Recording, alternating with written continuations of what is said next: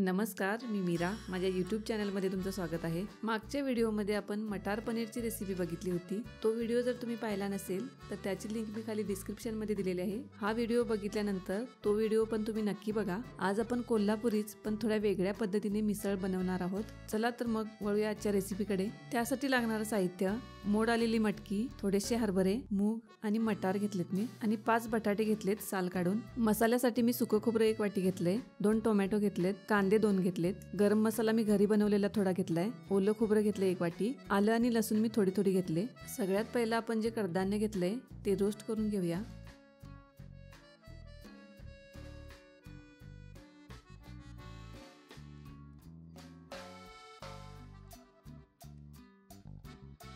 हे फक्त आपल्याला 2 मिनिटं परतून घ्यायचं आहे, जास्त भाजून घ्यायचं नाही आहे. हे भाजून झाल्यानंतर कुकरमध्ये काढून घ्यायचं.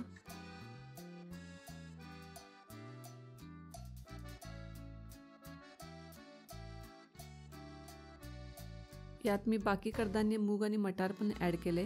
बटाटे घेतलेले आपण यात बारीक पीस करून घालायचे. तशी बटाट्याची वेगळी भाजी करून पण घेतात, पण मी बटाटे याच्यामध्येच घालणार आहे. यात टोमॅटो बारीक चिरून घालायचा. मी यात 5 ग्लास पाणी वापरलंय. तुम्ही तुमच्या गरजेनुसार पाणी वापरू शकता. थोडीशी हळद घालायची, थोडंसं मीठ घालायचं. हे सगळं मिक्स करून आपण याला 2 शिट्ट्या काढून घ्यायच्या आहेत.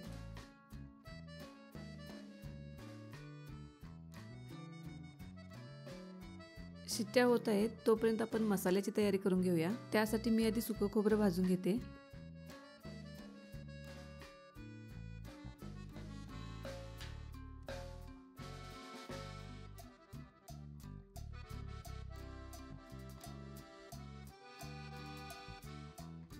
खोबरं थोडं गोल्डन ब्राऊन झालं की मग ते बाजूला काढून घ्यायचं. त्यानंतर आपण कांदा भाजून घेऊया.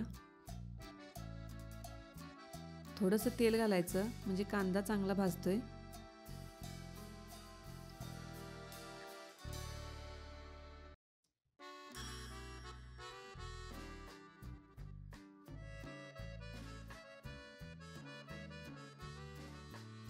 कांदा आपला भाजलाय, त्यात आपण ओलं खोबरं घालूया.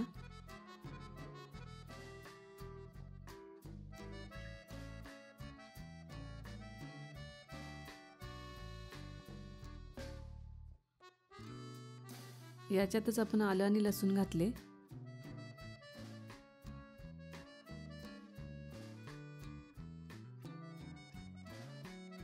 त्यानंतर याच्यामध्ये आता चिरून घेतलेला टोमॅटो घालायचा.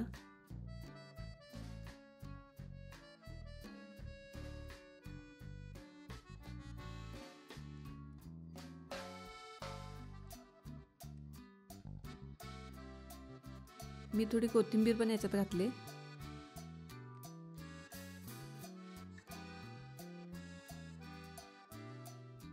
मसाल्यासाठी लागणारं साहित्य आपलं भाजून झालंय. हे आता आपण मिक्सरला लावून घेऊया. त्यासाठी मी मिक्सरमध्ये आधी सुकं खोबरं घेतलंय आणि त्याच्यातच मी गरम मसाला मी घरी बनवलाय तो घातलाय.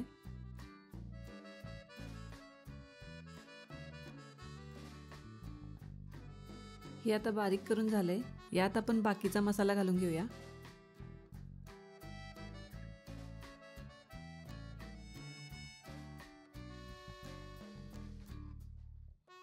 मसाला असा छान बारीक करून घ्यायचा. कुकरच्या पण 2 शिट्ट्या झाल्यात. कडधान्य आपलं छान शिजून तयार आहे.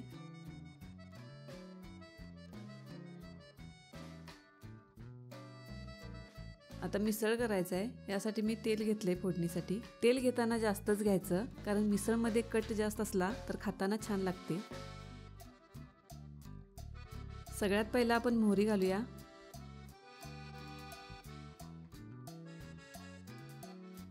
त्यानंतर थोडंसं जिरं,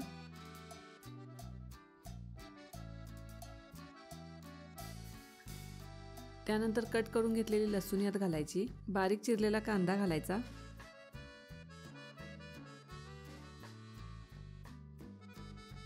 थोडासा कढीपत्ता घातलाय.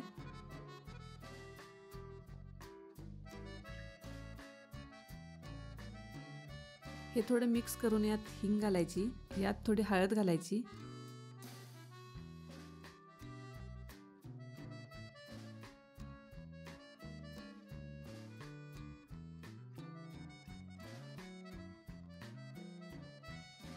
हे सगळं भाजून घेऊन त्याच्यामध्ये तिखट घालायचं। पुन्हा मिसळ जर तुम्हाला स्पायसी हवी असेल तर तिखट तुम्ही एक्स्ट्रा घालू शकता। मला वाटतं मिसळ थोडी झणझणीतच छान लागते, त्यामुळे तिखट थोडं तुम्ही एक्स्ट्रा ॲड करा।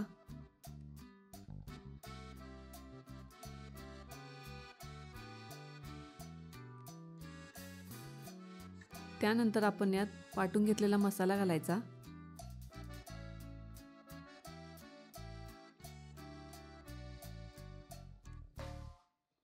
हा सगळा मसाला तेल सुटेपर्यंत चांगला भाजून घ्यायचा।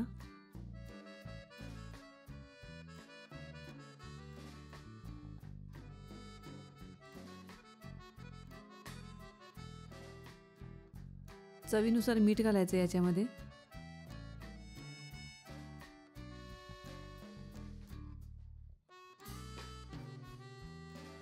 यात मी थोडीशी धनेपूड घातले।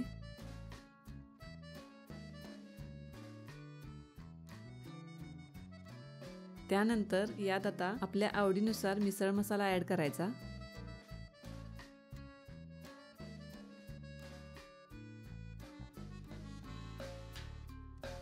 यात आपण आता शिजवून घेतलेलं कडधान्य सगळं घालूया।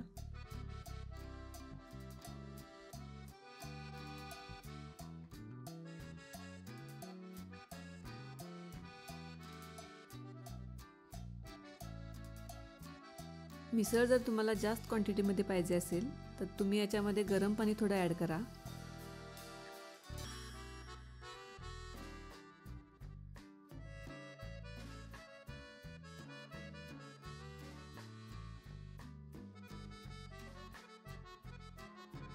आता याला छान 5 मिनिटं उकळी काढून घ्यायची।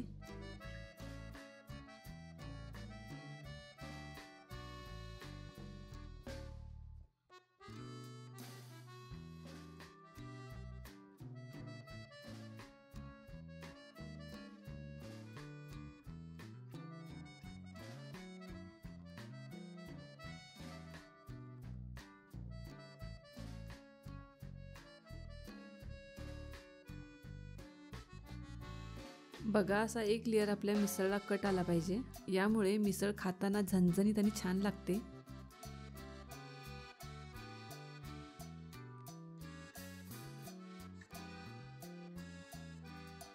आणि शेवटला वरून थोडीशी कोथिंबीर घालायची आणि अशा प्रकारे झणझणीत अशी कोल्हापुरी मिसळ तयार आहे। मिसळमध्ये खाताना थोडे पोहे ॲड केला तर याची टेस्ट अप्रतिम लागते। त्यानंतर मिसळमध्ये तुमच्या आवडीचं काहीही घालून मिसळ एन्जॉय करा।